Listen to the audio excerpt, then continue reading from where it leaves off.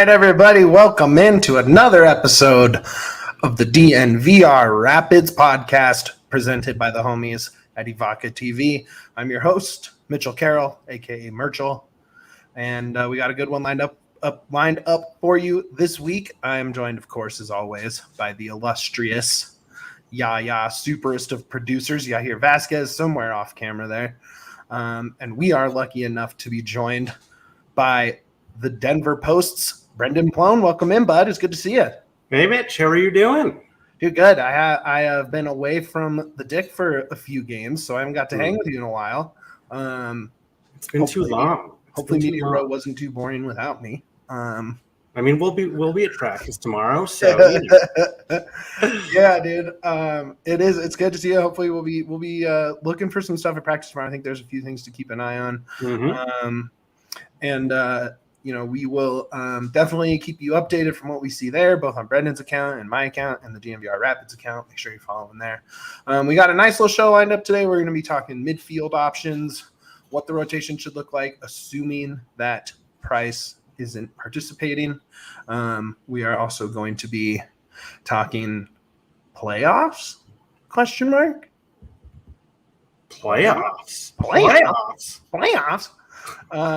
We're going to be talking Seattle, of course, and then just comments and whatever else hops on. We'll address it.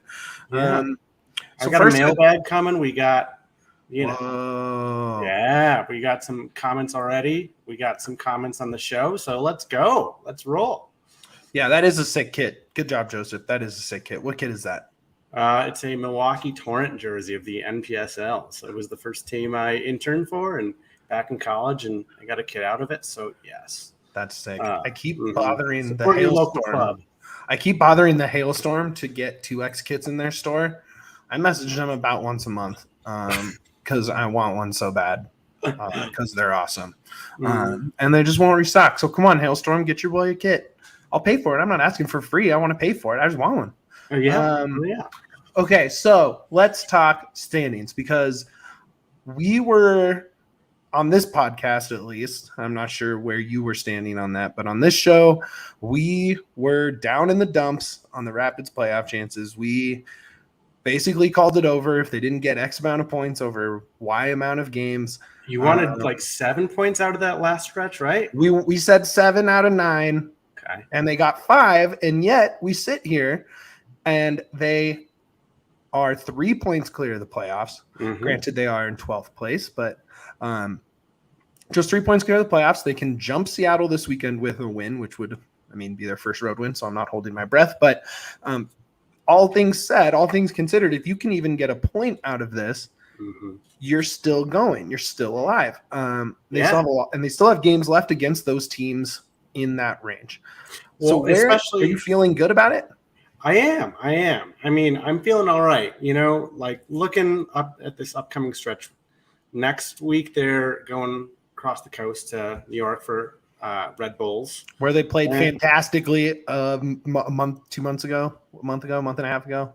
Well, they didn't play. You know what I'm saying? They went to New York and played well. So yeah, well, Nueva Jersey. So let's see. Then we got 3 in August. It's like they got home to a stretch of 4 of 6 at home. Yes, that's right. Columbus, away to Vancouver, and then Houston. Thank you, mini calendar. So yes, keep an eye out on that huge stretch. If they can end July, strong. They're like right back in the push. Man, and we'll get into some things about it, and I do think Price's health is going to go a long way towards this conversation, even though they have been doing pretty okay without him, and that's the strength of that 4-pronged attack that I have been saying is going to carry this team for probably 2 months now, and just recently has it made me look okay. It's been brutal until recently, and I did talk to Jonathan Lewis yesterday. I don't know if you guys saw that over on our YouTube page, but the attack looks good, and I think that is the key this weekend. Is those 4 all need to play and play well. I would love to see Barrios start. I don't, Nicholson, when I was at practice this week, wasn't participating. He was off the bench last week. I would expect him to come off the bench again this week. I'm sure Joseph will chime in with a comment that proves me wrong on something here soon. But what would you say in order to, I mean, I don't want to get too far ahead of myself, but just in terms of, you need 1 point, right? So like you could probably get away with 0. I haven't looked at the rest of the matchups, but I mean, the playoff dream is alive. Absolutely. I mean, this one's for the taking. If they're going to get, finally get a road win, it would be massive to do it, in however many Seattle can fill at Lumen Field. I mean, big atmosphere, big players, I think, can step up. I mean, and we've seen it in the last couple of weeks.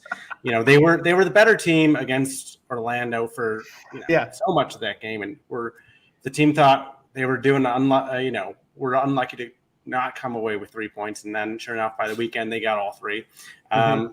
Just kept creating chances, and I asked Giazzi on Saturday. Actually, it was Vinny who asked him, about just getting more familiar, with them, and he had like just a really great answer. He works every single day with that front 4, and then I spoke to Wolde, who was the assistant head coach for attacking that group, and he's like, Jazzy loves to watch film, and him and J. Lou are really starting to build that connection. And we saw it a couple of weeks ago when it just wasn't there against Austin, that 4th of July, when Rubio would play him a pass, expecting it would be a short pass, and then Jazzy would rush off the shoulder and try for a long ball, and it just wasn't working in that game. And since then they've talked about just being on much stronger ground communication wise, and just really working with it every single day. So I mean, we've seen that in the last couple of weeks, and so we'll see if that can play a stretch here to end July. Well, yeah, and even in this stretch of 5, right? And it seemed like it wouldn't be enough, just the way that the standings are going.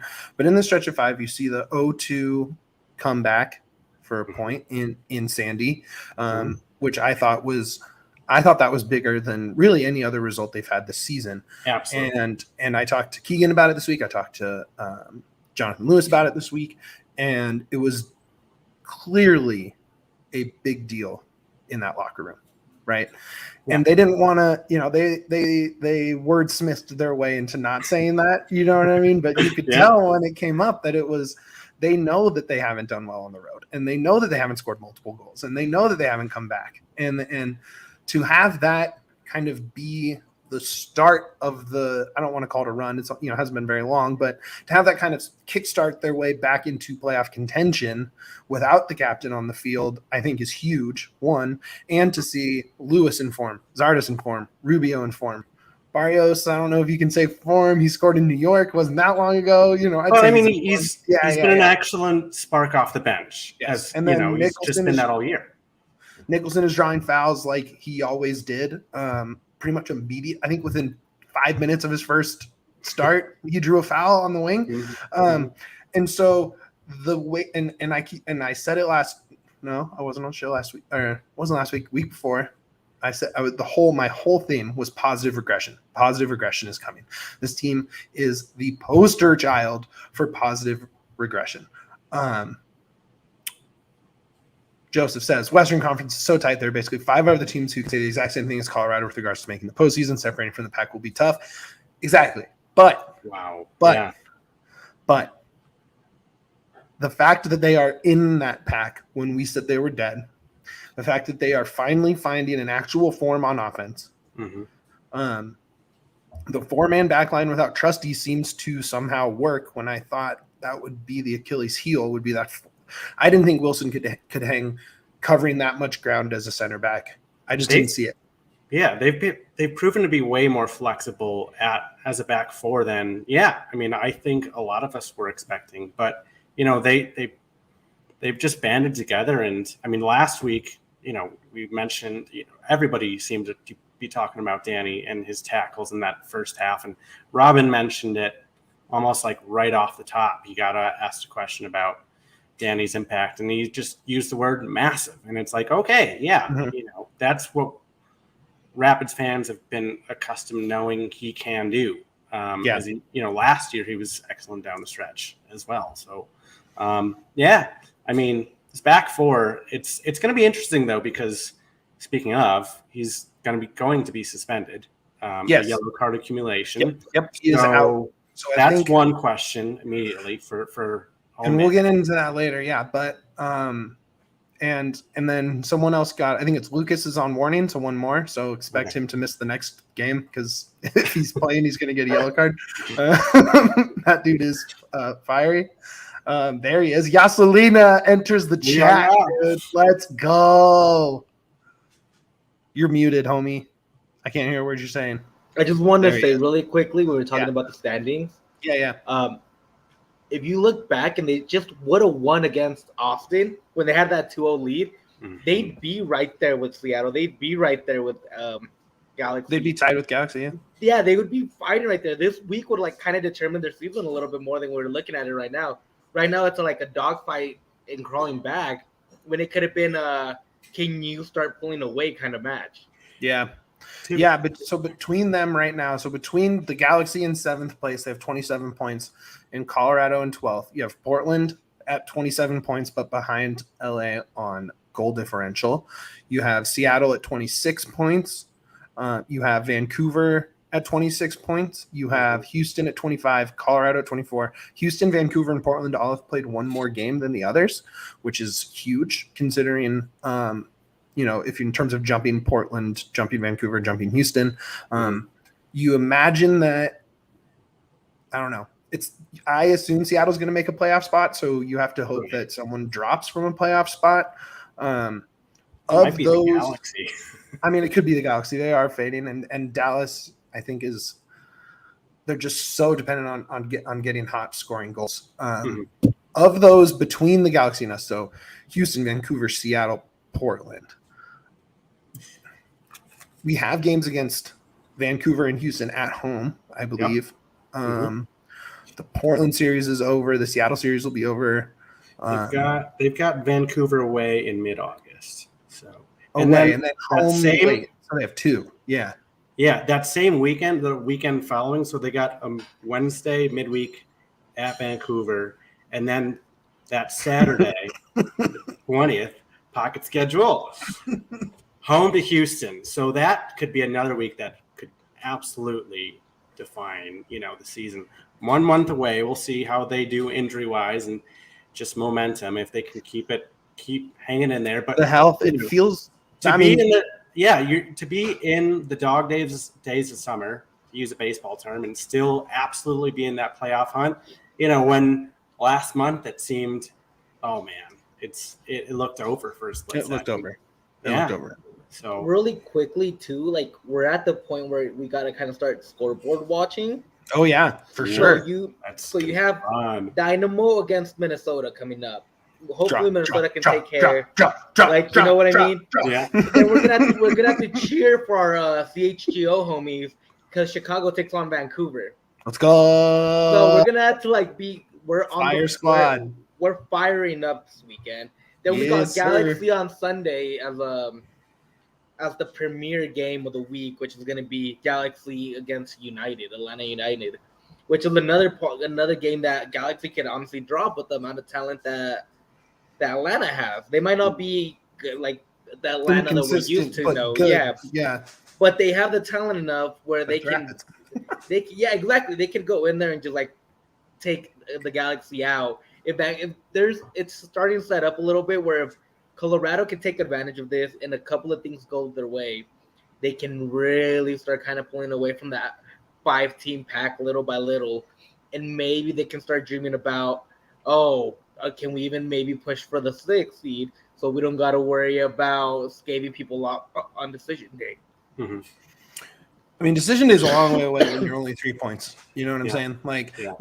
So much could happen in 2 weeks. In 2 weeks, the Rapids could be in 6th, right? They could be in 14th, but they could be in, yeah, exactly. But they're gonna start thinking about climbing as far as they can, so they can get away from. Instead of thinking, we got to push for the playoff spot, now they're thinking, hey, we got to catch some ground on these guys, So I'm getting ahead of myself, of course. You are. But That's okay. That's the whole point of podcasting. But there is a possibility, like a very, very good possibility, that if things break the right way, the Rapids could be thinking about pushing away instead of crawling back into the playoffs, which is a huge plus side. I mean, Minnesota and Real. I mean, Minnesota's in 4th place, and it's only 7 points clear, right? Whoa, that is super. That is not like, considering we have till mid-October, you know, and multiple weeks with multiple games. I think it's 14 games. Does that sound right? Yeah, we had 20 matches, so 14 games left. I mean, it's. I'm not ready to say the playoffs are a lock, but I am just excited that these games, it's a lot of fun when every game is critical, right? It makes the winners' lounges awesome, and it makes the losers' lounges suck so bad. I mean, I'm still cannot believe that atmosphere from, Galaxy game. Dude, sell out. It was phenomenal. Sell out. Incredible. I was watching from TV, and you could really tell everybody was into it. Not just C38, like the crowd was willing that team into a victory. They did not want to go home with a loss or even a tie. Like you could tell they were like pushing hard for the Rapids. So I think that Houston game we're targeting, and this is unofficial, but I think we're targeting a whole DNVR gang goes to the game. We'll team up over, combine forces with everyone that is always there. Get the whole crew to come out. I think that's the game that's going to – and, I mean, it's obviously going to be a critical game standings-wise. It's going to be as critical as it gets. I mean, that's the one I have circled right now. I mean, just looking at the schedule, to me, that's like if you get to that, like, because Houston and them have been close the entire season. I mean, it's been as close as any team the Rapids have had near them in the standings. But so between then we have at Red Bull, home to Minnesota, home to Columbus, at Vancouver, home to Houston. That Columbus one is super interesting, just because of the whole Sardis thing. Yeah, right. Cucho's there. I mean, he's so sick. He is crushing it. Well, like even looking at Sardis, like, is he gonna go off? He's already got revenge once. Exactly. He got revenge this weekend. This weekend was so much fun. He got revenge against the Galaxy. I think he's gonna want to do the same against Columbus. So I think we're kind of settled there. If we're looking at, and we kind of talked about how the attack is critical, how the defense has been playing well in a 4, but the midfield with Price out and with Rubio kind of taking a spot sometimes or a lot of times has been confusing. You don't know what to expect. Is it Max this time? Is it 2 midfielders? Are we going to play 4 midfielders? So Yahya here brought up this beautiful graphic, gorgeous graphic, and we're going to kind of sort out. Oh, here, all right, give me a minute. That's all you get to see on the graphics, people. Okay. Flash. Just flash in the pan. I picked something on it. That's the old graphic. This is the new one. Okay. There it is. Okay, so we're assuming going forward without Trusty that it is going to be a 4-3-3 every game. And that's what we're doing with this midfield. And in my opinion, in my humble opinion, it will be without Rubio. It will be with Rubio when he's healthy. Starting in that, kind of 9 central attacking midfield role that he's had, false 9. And then he's been brilliant there. Brilliant. I will say he's like, I kind of compare him a lot to Blanco over there at Portland. And, like I compare him a lot there because like Blanco, when he came in, I remember there was like that discussion of whether he should play a lot more striker, should he play a lot more like that 10. And I feel like Rubio has really grown into that role of that 10, that he's become such a – I rewatched the whole game on Saturday. Of course his playmaking is just impressive as how. His long passing, his vision, that pass that he had to Sardis in the middle, like he was turned around, almost completely turned around, close to the to the outskirts. He turns around and just perfectly to Sardis down the middle. Didn't lead to anything, but it was great playmaking. Sorry, Mitch. Continue. No. So I mean, I think if you're looking through these options, right? Ralph's the new guy, and I think we're going to start the Ralph hype train here probably before the end of this segment. He is in 3 of the 4 graphics. I mean, look, they all are. I think. Love Ralph so much. He was 100. Hold on. So everyone's here saying A, right? Everyone is saying A, and saying that Acosta seems to be a lock too, right? Yeah. So Acosta is. I mean, his. If Max, my thing is, if Max hits that sitter, right? That sitter that he just blew. Yeah. How much more? Because I think he's been playing well, right? Like I besides missing that, I think he's starting to find a rhythm. Definitely at practice, you see it, and just them like walking back to the locker room, you see him interacting and really, really meshing with the team. And I'm just wondering if some of these Max lineups are what people would say if he had scored that. Right. I mean, it's amazing what like a simple goal can do. Like one goal can do. Sardis 2 weeks ago. Right. Yeah. Right. I mean, because let's see here. When's the last time Max started at RSL against Orlando City? And so 2 of the last 3. Ralph played 45 minutes against the Galaxy. Came out at halftime. Frazier talked about conditioning, and Lewis brought it up in my interview yesterday. So, like, it's clear he's got to be tired. They were playing this awesome mini 4-on-4, like 2 4-on-4 games that were less than half field with full-size nets. And even with that, Priso was gassed. Like, gassed. Hard gassed. Yeah. Good thing they're playing out in Seattle. Right. Yeah, you can run forever in Seattle if you're running up here. That's right. Like, wait, so I don't know if I chose. Yeah, everybody is saying A. Everyone's saying A. Yeah, Do you want to pull it back up one more time? I'll show it real quick. No, you're all good. I'll show it to you. Here you go. Wow, everybody's on the Ralph train already. Okay, Diego and Brian. Yeah, I mean, said on he's Twitter 19. yesterday, the line, or on Tuesday, the line for the bandwagon starts right here with me, behind me. Yeah, everybody on Toronto was super high about him. Like, yeah, they were annoyed that he's no longer with them. So I looked through their subreddit because I love doing that before match days with teams or when a trade happens, and it's amazing. The first initial ones were like, "Oh, we have to give up Ralph," and now they're like, "Oh, Ralph, whatever. He wasn't gonna that." It's so amazing how fast they just buy into Mac and forget how good Ralph can be. They kind of have to do that. They have no choice, right? I mean, literally, who did they just get? Like half the Italian national team, like. They're attacking they're a whole attacking what they're attacking. It's a foreign city. Now you can add Italian. It's in Canada they speak English, French, and Italian.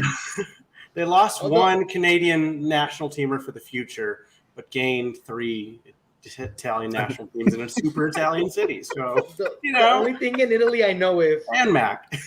That's the only Italian I know. Here's what I would say. I just want to get mine on there. I think for if Price is out for an extended time, I think it's A, right? I think I want to see tomorrow. I want to see B, or not tomorrow. Sorry, Saturday. It's Thursday. Yeah, it's Thursday. No, I want to see B. That's what I would want to see this weekend. I like that. Yeah, bring Ralph in because minute 60. Let him get 30 minutes. Or if Max is doing great in the first half, bring him on for 45. Like you did, but do it in the second half and let him try and finish a game and see that. I would say A is like the overwhelming like thing. Yes. But I feel like C and D are so intriguing. Throw those up there again. Priso, Max. So you're saying in those. So you're saying C. So C, you're saying Zardes isn't playing basically. Yeah, I would put Rubio up there, but I think that's just a really intriguing kind of like lineup. With a lot of like youth, but having Acosta kind of anchoring them, which just no holding options. Exactly. Yeah, but like you're going all out. You're just like you're saying, "Screw this! We're trying to score. Let's see what happens." We're not playing out of the back. We are launching balls down the side all game long. That's basically what they did on Saturday. Like it was great. I loved it. Like give me speed. And D is just fun because you get the two young guys in there, and it's like I'm all about the kids. I'm all about getting youth in there, and it's just intriguing. I wouldn't do it for Saturday. A is not the correct answer for this. But C and D are just intriguing for like the future and kind of like attacking. Like they're just intriguing options to me for sure. I'm looking at that stretch and I just think Acosta, he's going to play a big role down the stretch. He's a veteran. Oh, yeah. If him and Price are back, the 6 and the 8, or those sorts of roles. Who knows? I mean, They seem to really connect, I think, when they start. But I like that combo, at least with Price and Acosta. But we'll see. I think 100%, but it should have known he would take out to bring Price in. I mean, I have stated over and over that the redundancy of Price and Acosta doesn't work. Okay. But that being said, if you have 4 forward playing players on the field, I think you need Acosta and Price holding back. Mm-hmm. And then you really let Rubio cook. You really have 2 good holding midfielders. I think. Right?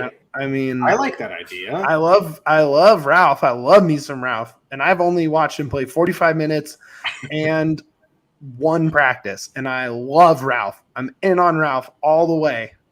But yeah, I think you have to roll Acosta and Price. I think you have to, with Rubio above him. Yeah, you're on mute. To me, it's super simple. You kick out Acosta. It's super you don't even think about it twice. Like, but you don't think about twice of kicking out Acosta for a 19-year-old who can't play a full half at fitness.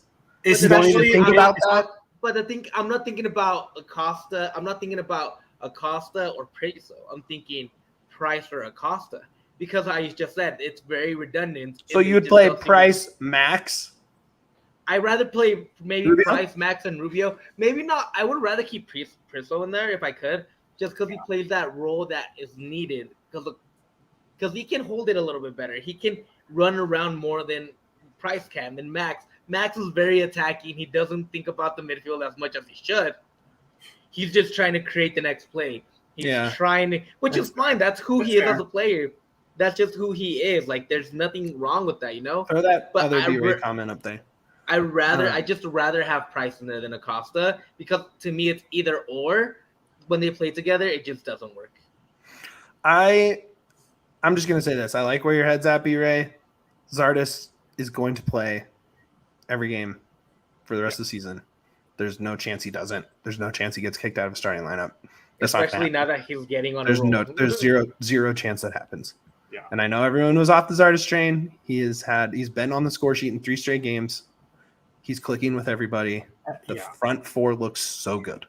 Everybody's also who I've spoken to, they're like adamant at how hard Jazzy works in practice and how much of a just presence he brings to that, everybody. And so I don't see, as much as he's already kind of been a controversial figure, I don't know. All I think it took was just, it's a new system. It's a new style of play, new everything. So, how many times was he in position? Since late April. Yeah.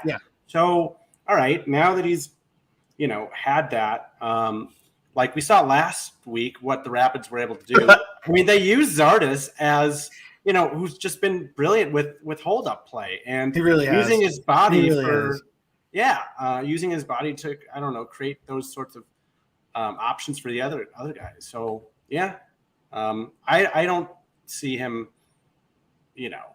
I see him maybe summing off at like the 75th minute or something in case they, Yeah.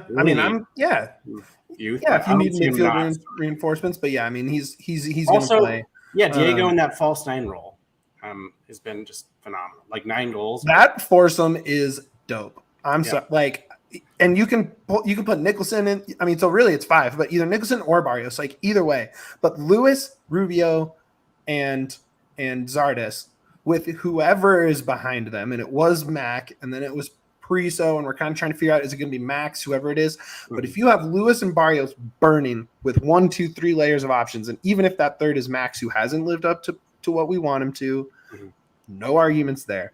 But if you are getting those 3 the ball headed towards the goal, whatever layer you want, whether it's that direct cross in, float it back and reset, or let Max find the next play with those guys in front, it's cooking. It's cooking. Yeah. And they still haven't scored 3 goals yet since friggin' Atlanta in March. But that offense looks great. I don't know how you could say otherwise. I think they should have scored 3 last week. You know, they should. Yeah. They did score 3. Well, they did. Yeah, they just one didn't count. It's just a really stupid rule. Like, it's super idiotic. But I will say, I think we gotta stop caring about the stats. We gotta be looking at the dubs because, dude, I think this team is going to the playoffs. I just put the Yasalina is full, baby. Right before we go into an ad, before we go into the ad break, I want to say this. Yeah. I just put down 2 units. 2 on the Rapids to win the cup. You're at insane. plus 10,000.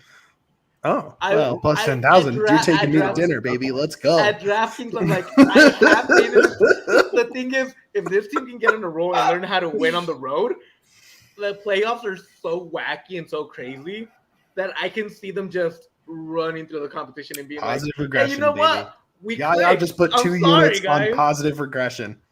That's what he just did. So somebody, I think it was B-Ray, who brought up the blessing, where we got 2 weeks to go in the transfer window. That's still, I think, a great target. I don't think they're giving up on blessing. Yeah, that's just me. Yeah, I mean, I think everybody would like to see him. He's a great fit. If he's that guy that I just described, if he's that max role, if he's that third option on these crosses to kind of either reset the play or launch from deep, oh my God, please. And who knows, that midfield is getting crowded quickly. That's okay. That's a good thing because a couple of weeks ago, I'm talking about the LAFC midfield. They just acquired that kid. They just acquired that guy from Orlando. They already had a Costa, they had Blessing. They're getting packed there. They need to start freeing up some minutes before it does become a locker room distraction. It does become a media kind of circus because in LAFC it's a bigger market. The team has more eyes on it. If Blessing starts saying something, as the calendar turns immediately. As the calendar turns to August, whatever, September, there's less time for experimentation, right? Like if you go and get those guys, you can't say, okay, well, we'll see if we'll see what the games in September look like, and maybe Blessing will be on the bench or maybe not. Like, it's pretty much time to commit to what you have, right? And that's the interesting thing with Priso, I think, too, is like when your options are Priso and Max without Price on the field, that's the really interesting thing because it's kind of put up or shut up time, as we're saying in terms of playoff positioning and seeding. It's like, okay, well, do you go get reinforcements? If you get Blessing, for Priso and Max are substitutes / starting a midweek or weekend game when there's multiple games in a week. And other than that, you're banking on bringing in that guy to play that Mac role that you just don't think those two are ready for. And I don't know if they're ready. I hope they are. If it is, lock the playoffs in right now. Well, okay. Thinking about elsewhere on the pitch, Porig was recently asked about, possibly bringing in another replacement for Trusty, but he honestly said he was hoping that, Boubacar Keita and, Gustavo, they haven't had clean bills of health since they've arrived, but Gustavo is working his way through Rapids too. He looked good in practice. He was in that foursome with Lewis. It was Lewis, Gus, Ralph. Good. I don't know, but it was cool seeing him. I mean, he was working with everybody. He looked he looked good. Yeah. I mean, I think, the hope was that to have somebody lined up to replace Austin Trusty and get the minutes before he left, before Trusty left, so that he was, whoever it would be was familiar with how the Rapids, defend and get forward, yada yada. And they got Abubakar is out with an ACL, out for the year. Bummer. That's a huge bummer. I was really stoked about that trade. He's what, 20, 21? Yeah, he's a kid. Same thing with Gus. And then they're both kids. Gustavo's 23. So I mean, Gustavo has been getting closer to full fitness, and who knows? Because he was full go practice. He was full go practice. Yeah, he was full go. Okay, who knows? With Wilson being out, like he could slide in. I don't want to see more starting. I know. I do not want to see that. Well, I'm a Drew Moore guy. I don't want him starting this weekend. Right. Real quick, against a really talented Seattle team, although their main attackers are out with. Yeah, they're down. Run that list down. We were talking before the show. Should we do that after the ad break, though? Oh, you're right. Let me hit the ad break. All right. Okay. All right. Ad break is, as always, the homies. These guys rule, man. We were giving out their hats all playoffs, Nuggets and Avs. I saw people wearing them on our nights out. The homies are Evoca TV. They have been working with us for a long time, and they've been working for Colorado sports fans for a long time. These guys have a whole new way for television programming delivery. What they have is Altitude. You can watch the last Altitude season. You can watch it on Evoca TV. Catch the last 14 games on Altitude. And if you're a Rockiesman like us here at DNVR, you can catch that on AT&T Sportsnet. You can catch a bunch of other channels, national channels. You can get a DVR with them. If you go to evoca.tv/DNVR and put in the promo code DNVR after that, DNVR twice. How about that? You get $10 off for 3 months. You're talking $15 a month. That gets you through the end of the season. For $15 a month with a DVR, you can be just like Yaya and watch the game 3 times on your DVR, win or lose, because you're a sicko like that, just like us. And it's all thanks to the homies at Evoca TV. So there's no hidden fees. You can lock in your price for 2 years, I think, if you sign up even once and go month to month. Your price is locked in. It's a great deal, honestly. You saw the stuff going on with the major cable provider this week. Doesn't look great. So why gamble and hope that it works out when you can just get Evoca TV? So check that out. Make sure you go to evoca.tv/DNVR and use promo code DNVR. Sign up with the homies. Thank you, Evoca TV. Okay, so this weekend, let's dig into this weekend. Obviously, Price is questionable, but I'm leaning towards him probably not playing. I said that earlier this week. I'm going to say it now. He just why push it, right? But if you're looking through that, obviously to me, Danny Wilson being out is big. So maybe we start there Danny Wilson out on yellow card accumulation. Mm-hmm. That's so dumb. I hate this so much. I even tweeted it out there. I quote tweeted Joseph when he said what happened. Dumb yellows everywhere. All the time. This team is addicted to yellows, dude. It's same awful. Thing happened to Rubio. The yellow that got him kicked out of this game was a yellow for wasting time when you're up 2-0.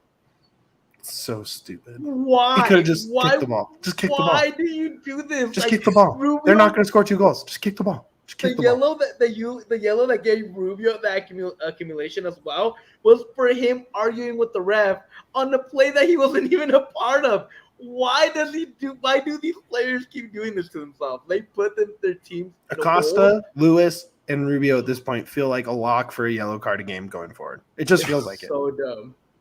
So anyway, Lewis is out, right? So that means your options are Wilson is out. Okay. Danny Wilson out. So you're talking Beta Shore? You're talking Beta and slide Keegan in, just be kind of tiny. Yeah. Not as fast. Go, Gustavo. You could Gustavo. Assuming Gus is healthy, which he was participating in practice all week, so I think he's healthy and ready to go. Mm-hmm. You could go more, right? You could just put the vet in there. That's why he's on the roster, is for games specifically like this. Mm-hmm. you could make a trade for a DP center back and start him on Saturday and announce the news on Friday, like they love to do. They do love their Friday. They love a Friday news drop. Love it. But and we were about to say it before we went to the ad break, Brendan, hit us with who is out, because it's kind of not the worst game to be without Danny Wilson. Am I right? Right. So let's see here. Who we got? So out completely. João Paulo with an ACL tear. Raul Ruiz is out with a right hamstring strain. And Obed Vargas, the 16-year-old, is out with a lower back stress fracture. Oof. Yikes. Oof. That's so gnarly. That is a brutal injury report. Holy crap. Meanwhile, for Colorado, let's see here. Price questionable, and I'll say questionable, but I think for discussion terms, I'm gonna say out. But I'm gonna say doubtful. Doubtful's good. Doubtful, yeah. Doubtful. I like doubtful. Doubtful's good. Wilson, no. Larraz, Heta, Galvan have been out for Larraz was working on the side. Yeah. Practice. Seen him. He's getting there, but probably won't be back. But yeah. I mean that it's basically like a busted attack versus a busted defense on one end, right? Mm-hmm. With Yarby in what I would consider to be pretty good form. Yeah. Maybe not his best, maybe not his peak, but I think we're operating still at about an A, right? Mm-hmm. Like he's been playing very well. Mm-hmm. And then on the other side, you have a attack that is really finding its form against a pretty solid defense, right? Yeah. So it's kind of like busted versus busted. And which defense are we gonna see from the Rapids? The ones that it's given up soft goals, or last one where they're just stout at the back. Right. So I think that depends on who gets the start, right? Like that makes me want to say start Keegan and Beta. To me, that makes a lot of sense. But can Keegan play that center back without two center backs with him? Because that's when he's played the most center back this season. I think he's played one game as a center back in the 4 back, right? Yeah. Correct. So I'm looking at the starting 11s for 2022. And so far, let's see here. The one that I might be most relevant to is the Charlotte game, that 0-0 draw, which was the worst thing the worst time we've spent at the deck this season. Yeah. So that one, it was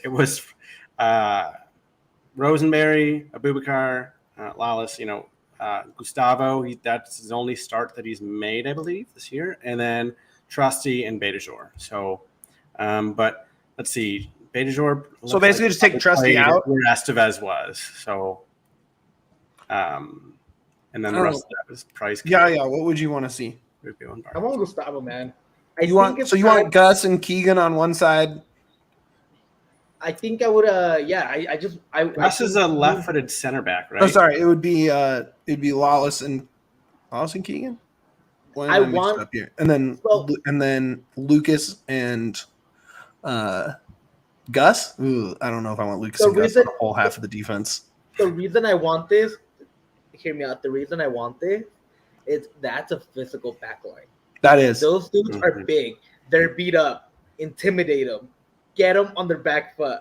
Gus is huge. Exactly, and so is Lawless. Lawless plays with a lot. Not like sports huge, but soccer huge. Like that is a big dude. He's a human dude. He's a human huge. He's like big. So you intimidate him, be physical. Don't let him win over the top. When they get corners, that's probably going to be their most attack. That's going to be their most effective attack. Set pieces and corners with all these star players out. So whenever you're there, get the big guys in there. Yeah. Get big bodies. Don't allow them to get near you. It's another reason to have Max in too. Exactly. Just be big. You're not gonna have. There's nobody that can replace Danny. There's nobody that's going to be able to replace Danny with his agility and kind of his playmaking from the back. Communication. So, exactly. There's not going to be anybody on this team. Passing, yeah. That's kind of, that could be Keegan. Exactly. So, what do? You go the opposite. Just lean into your big dudes. Bring the Bash Bros in. If you guys ever watched the Mighty Ducks, just bring in the Bash Bros. Like Yeah. go full aggressive and like just lock hands and be like, yo, you want to get by us? You're gonna have to knock us down because nobody's gonna get by us. This is going to be a fascinating decision to how they play this, because on the road, the playoffs are right there. But they haven't won on the road, and they haven't looked particularly close to getting a road win recently. I mean, yeah, RSL, but that was a come from behind after a disastrous start. So it's a big decision, just even from tomorrow's practice on. I mean, obviously they'll have it well decided. I would say, and here's what I would do. And it's because every game is do or die, right? You don't really have a cushion when there's 5 teams fighting for that spot, 6 teams, because there's one in it. I think you have to start Keegan and put Beta next to him, because communication in the loudest stadium, not just in soccer, I mean, in the National Football League too. I mean, this is a rocking stadium. It's not playing in a 3/4 full Sandy, Utah. This is on the road in the most hostile environment you can go into in the Western Conference. And you're going to need communication. And I don't trust Gus at the pivot to carry that with Lucas next to him. Right? I would start Keegan and Beta, have Lucas on the other side with Wallace. Or, I mean, it doesn't really matter where that is, right? But I guess Keegan would be with Wallace, right? Why am I getting so mixed up? Another thing to consider, Ted Uncle is roughing the game. Hey, we're big Ted Uncle guys. We're huge Ted Uncle guys. After that LAFC game, come on. I think we're back even. Not Ted. Uncle Ted's my guy, dude. I love Uncle Ted. Ted, if you're hearing, I love you. It was early in the year when he had, I don't know. He was the Salt Lake ref. He was the Salt Lake ref last year. It was the Yellow Fest, but then he awarded the Rapids 2 penalties against LAFC. Oh, that's correct. So we got a draw against Real. Should have been 3, but then handed us 3 on a silver platter against LA. So Ted, if you're listening, we love you. We love you, Ted. If you're not listening, Ted, what the hell are you not doing? Beers on me at the DNVR bar when we reopen. Just in case, if you ever show up. No. I'm like 50-50 because he's done so much bad stuff for the Rapids in the past, where it's like, don't break my heart, Ted. Short memory, baby. Short memory. But it's also short memory. You did something great, so I'm like, Ted, don't give me hope. Don't tell me the Rapids playoffs are all in your back pocket, and whether you're gonna give a yellow or a red. But the thing is, regardless of who's refereeing, both teams are going to go for it, because Seattle is also currently right below the playoff line. They're in almost the identical spot as Colorado, and even with winning the CCL, the Scotiabank CONCACAF Champions League, they still haven't performed where everybody thinks that Seattle should be. So they're also thinking, okay, we got to step it up. But the Rapids are like, yeah, we haven't won away from home. Why not now? Them being down 3 goal scorers, I think, is huge. I mean, that's and we keep saying that. How many times, God, how many midweek shows have we had this season where it's like, oh man, this is the perfect time for them to get that road win, right? It was Kansas City who just gave up 7 goals. It was, Minnesota. Minnesota. I mean, it's just like, go down the list. It's like every time it's like, oh man, this is perfect for them. It's setting up perfect for them. The rest of the and I'm saying they're getting it this weekend, baby. I'm saying it's a 3 points winners, late night winners lounge, DNVR well after dark. It's going to be lit AF. Pids after dark. That's what I don't think they hold a clean sheet, because I don't think the defense is going to play very well. I think it will play admirably and play enough to win 2-1 in Seattle. That is my. I will say Rubio and someone random, not in the attack. Say Rubio and someone really random. Beta maybe or something like that. I'm kind of sad that João Paulo isn't playing. We were talking about it before the show started. Even though it is a benefit for the Rapids, I just wanted to see what Priso would do against him. I know it's not a 1-for-1 match, but I wanted to see kind of Yeah. how he would handle one of the premier midfielders of this league. Yeah. Would he be like would he shrink? Would he like step up to the situation? I just really wanted to see how Priso would react to one of the top tier talents of the league. I thought it would have been really fun to see. Again, but I am kind of happy that he isn't playing at the same time. So we got, I don't know, did we reach a consensus on the back line? Who's going to get it? I want to think see we all kinda Keegan split. and Beta out there. Yeah, that would make the most sense, I guess, from, yes, as you said, Mitch, like just a practical communication, loud atmosphere standpoint. But then moving up from that, building Yeah, it up has to be the lineup, who are y'all thinking? Okay, so I think Max, Acosta, Rubio, Barrios, Zardes, Lewis. Barrios gets the start. Ooh. I think he does too. If Nicholson isn't in practice, why would you not start Barrios? That's true. That's true. Like, let Nicholson come. My other thing is, like, I think Nicholson, he's comfortable in Denver, but, like, he's not, like, fully in Robin Fraser's, like, adapted a new system and how they're playing, and Barrios is. And I think when you're down your captain, when you're down who I would say is the captain of that back line, you know, like, you need sound. Like, it needs to be sound. It needs to be low mistake.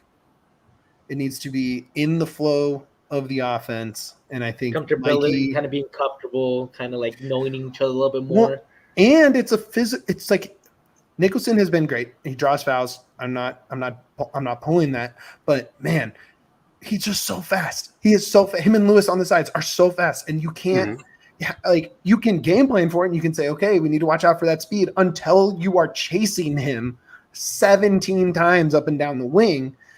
And I just don't like play that advantage. Like, you have two of the fastest wings available. Just burn all game. Lewis Barrios. Boom, boom, boom, boom, boom. That's all I want to see. So who's your starting lineup, real quick? I'll ask Brendan. No, but like recap it, and then I'll ask Brendan. Okay. Beta, Keegan, Lawless, Lucas, Max, Acosta, Rubio, Barrios, Zardes, Lewis. Okay, how about you, Brendan? Okay. I am thinking. Sorry, let me pull it up. What you would go with, not what what you think they're going to. What would you go with? I mean, I do really like that backline idea of Keegan and Beta, Lawless, and who was the Lucas? Lucas. And then let's see here. I don't know. Acosta's going to start. I don't know. I feel like Warner could start maybe. Oh, God. I know. There's a reason he wasn't on that graphic. Rubio, you know. You would start Warner? Would you start Warner? Oh, no. But I think to be sensible, they would start him. Yeah. Yeah, I mean, I get starting him out again. When it comes to, you need it to be low mistake. You need it to be. You got to be pragmatic on the road. Yeah, and that's kind of why I said that on the back line, and I just threw it away in the midfield starting Max. Barrios, did I say Max? I don't know. No, yeah, I don't think Max. It's got to be Acosta, Rubio. You got to assume that those two are there, right? So Acosta, Rubio. So Lewis. Do you want to add a defender, or like you could add a center back? Like you could. I don't know. You could go more Keegan, Lawless, Lucas, Beta. Just wait till you get to mine. I'll throw in a little wrench in there, I think. Yeah, there'll be one more wrench. I don't know who that last spot's going to be, but we'll see. I got 10. See, what I would go with. Mayaka could get a look.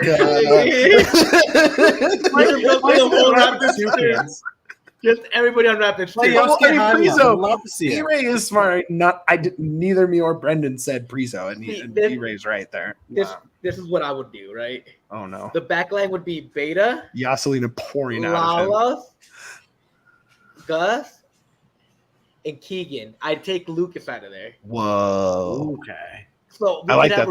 So we could have two center backs that are actually center backs. You get big, but you still get the leadership of Beta Shore and Keegan on the wings.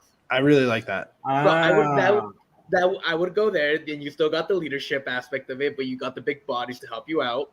Then in the midfield, you got to go Priso, Acosta, and Rubio. And then I would go Lewis. I'd go Barrios. And I'd go Yappy up front, of course. Yappy! Yeah, so exploding. I'd go to Jossie. Jossie Sardis has been on a roll lately. You can't take the hot foot out of there. You can't take the hot streak away. So you gotta keep Sardis in there. But the back line I think has to be Beta, Keegan, Gus, and Lawless. Keep the physicality while keeping the leadership. And that way you don't got to put Keegan out of position, but you still have Keegan and Beta out there helping out Gus and helping out Lawless with recovering and their speed. We also have the 12th man, Ted Uncle, in there. Don't forget about Ted Uncle. Dude, I'm so scared you said that because Seattle's known for the 12th man. So like now I'm that's why I said it. That's why I said it. That's why I said it. I'm really scared. Yeah, like, I didn't even think about it that way. But they have the 12th man of the crowd. We have the 12th man of Ted Uncle. Uncle Ted, my guy. Uncle. Between like the transfer window and next week at Red Bulls, oh my gosh, it's gonna be an absurd end to July. I mean, I'm really excited. I'm so excited. No. I said a random player gets the winner. No, Keegan Banger. He's due. He gets one every season. Yeah. We get a Keegan rocket from 25 yards out, just banger. Okay. So are you going? Well, who was your goal scorer? There was a 2-1 win. It was Keegan and who?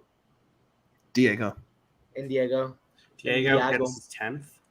Yeah. Ooh, I mean, the fact that this team does not have an all-star is absurd. I mean, granted, it's a popularity vote, and they are 12th. Diego has been quietly. And they traded their only possible all-star. Yeah, Diego has just had just a really strong season, and it's like, okay, put it up against, I don't know, everybody else. Yeah, sure.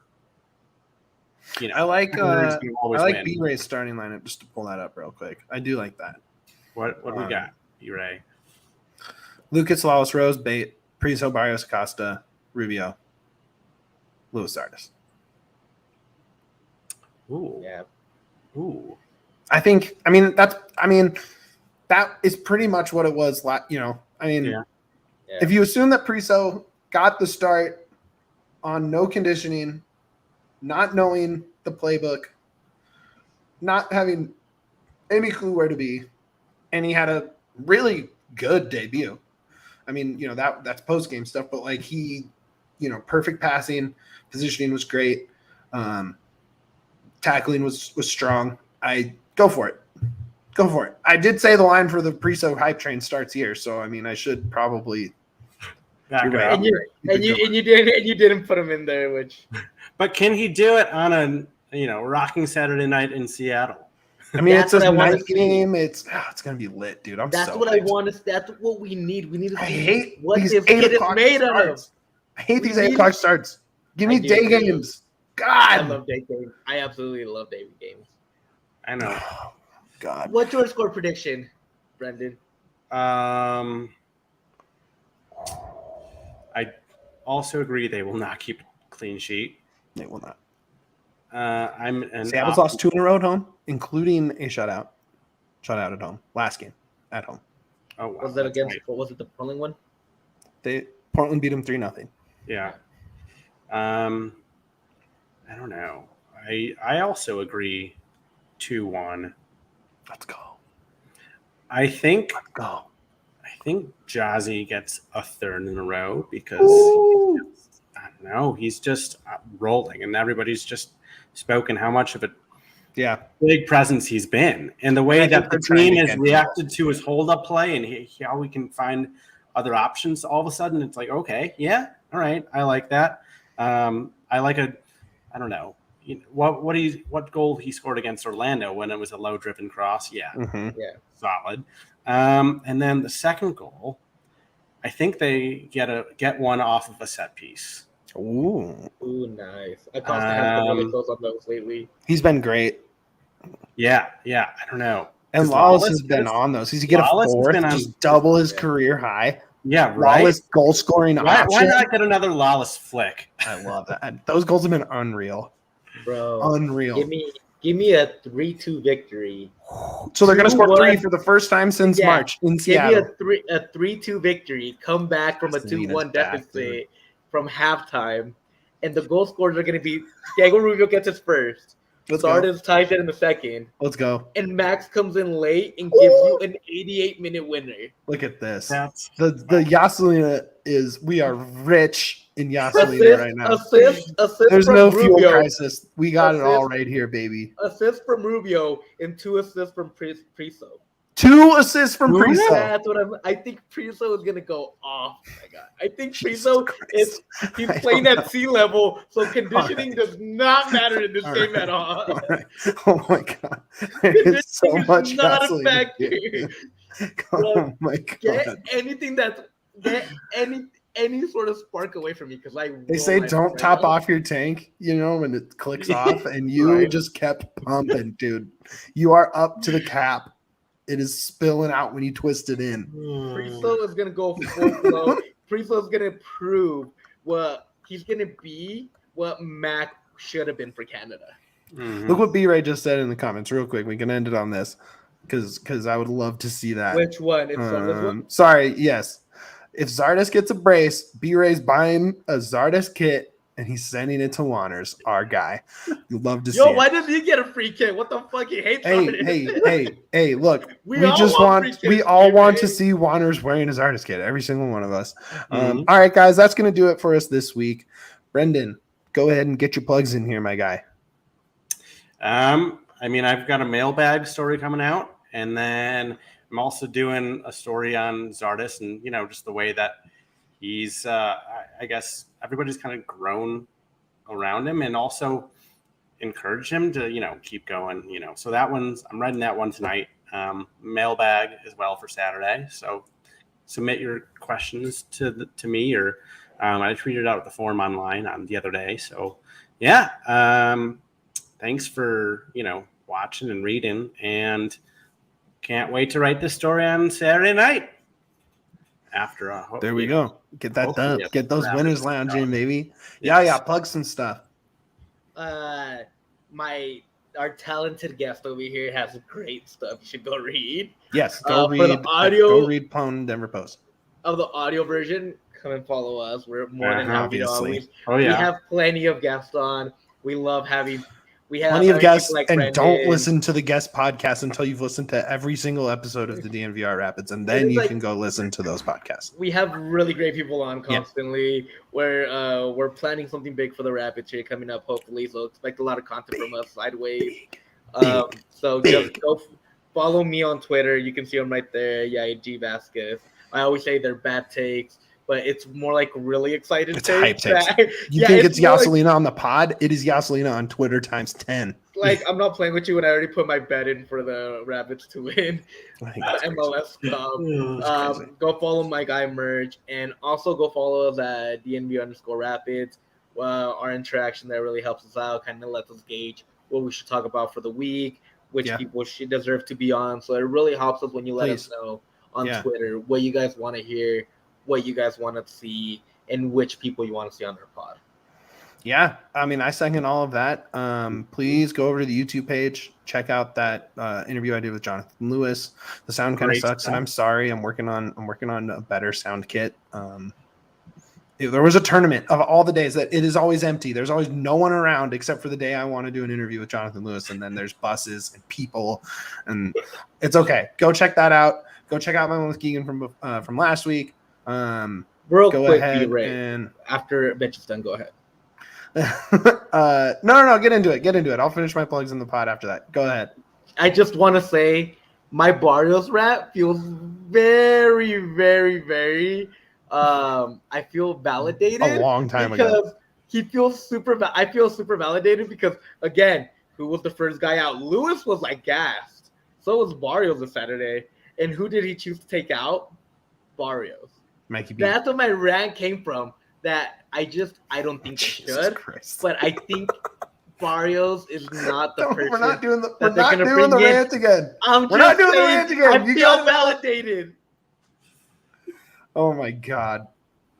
You know what? Like, yeah, keep that going for the Winners Lounge, bud. Go to DNVR Sports, get your subscription. Obviously, follow us on all the Twitter accounts. Subscribe and give us thumbs up on stuff on YouTube. It is so huge. It helps us pop up when you type in Rapids. It's just one of the most helpful things you can do is literally just clicking that little thumb down there. Follow me on Twitter, Mitch__Carroll. We're going to get that check mark, baby. It's coming. I'm feeling good about it, baby. We're getting it. But more important than all of that, up the pits.